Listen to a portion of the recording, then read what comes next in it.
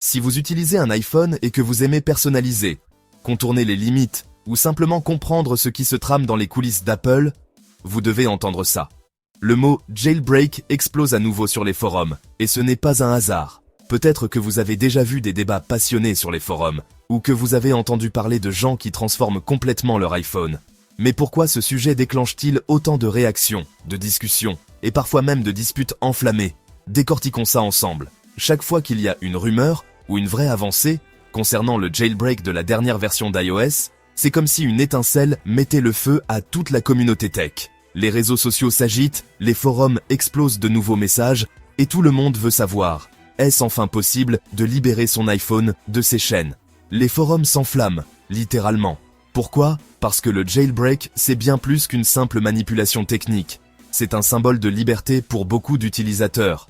C'est la possibilité de reprendre le contrôle total sur un appareil que l'on a pourtant acheté, mais qui reste verrouillé par des restrictions logicielles.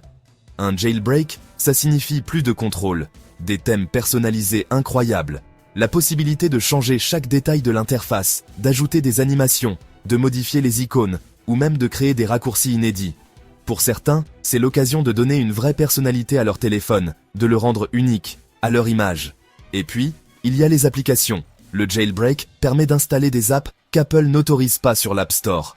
Des outils puissants, des utilitaires pratiques, ou même des jeux rétro impossibles à trouver autrement. C'est une porte ouverte vers un univers de possibilités, mais aussi de risques. Beaucoup rêvent de transformer leur iPhone en un mini-Mac, d'utiliser des fonctionnalités avancées comme le multitâche en split screen, ou d'accéder à des réglages normalement réservés aux développeurs. D'autres veulent juste pouvoir personnaliser leur écran d'accueil avec des widgets originaux, ou installer des thèmes qui n'existent pas sur l'App Store. Pour certains, c'est une question d'esthétique. Ils veulent un téléphone qui ne ressemble à aucun autre, avec des couleurs, des formes et des animations qui leur ressemblent. Pour d'autres, c'est une question de fonctionnalité. Ils veulent optimiser leur expérience, gagner du temps, ou simplement s'amuser à repousser les limites. Mais voilà le problème. Apple bloque rapidement les anciennes versions d'iOS. Dès qu'une faille est découverte, la firme de Cupertino réagit en publiant une mise à jour qui ferme la porte au jailbreak. Les utilisateurs se retrouvent alors face à un dilemme. Mettre à jour et perdre toute possibilité de personnalisation ou rester sur une version vulnérable, mais libre. Si vous mettez à jour trop tôt, vous êtes coincé. Impossible de revenir en arrière, impossible de profiter des nouveautés du jailbreak. C'est un jeu de chat et de souris permanent entre Apple et les hackers, où chaque mise à jour peut tout changer du jour au lendemain. Impossible de revenir en arrière. C'est pourquoi tout le monde se précipite pour trouver des infos, des correctifs, des astuces pour contourner les blocages, ou des moyens de rétrograder avant qu'il ne soit trop tard. Les forums deviennent alors des lieux de partage, d'entraide, mais aussi de tension. Les utilisateurs échangent des tutoriels, des fichiers, des conseils pour ne pas se faire piéger par une mise à jour inattendue.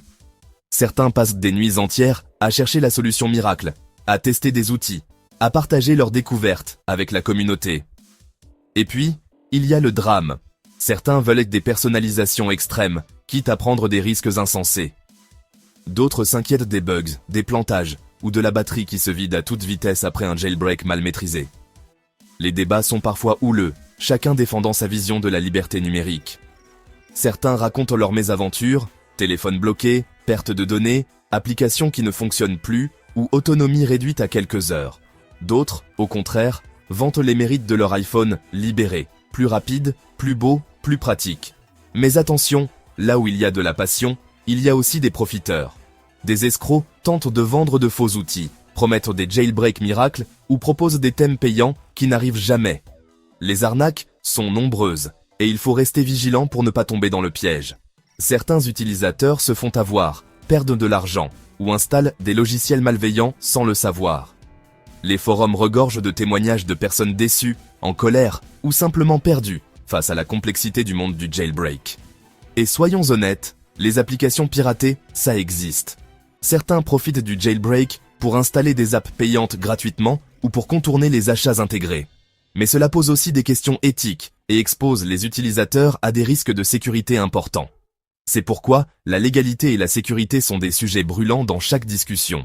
Est-ce légal de jailbreaker son iPhone? Quels sont les risques pour la vie privée, pour les données personnelles, pour la sécurité de l'appareil? Les avis divergent et les débats sont souvent passionnés. Au final, La scène du jailbreak est un mélange détonnant de créativité, de risque et de débat. C'est un espace où se croisent les passionnés de technologie, les amateurs de personnalisation, les hackers, mais aussi les sceptiques et les prudents. Chacun y trouve sa place, chacun y défend ses idées, et c'est ce qui rend cette communauté si vivante.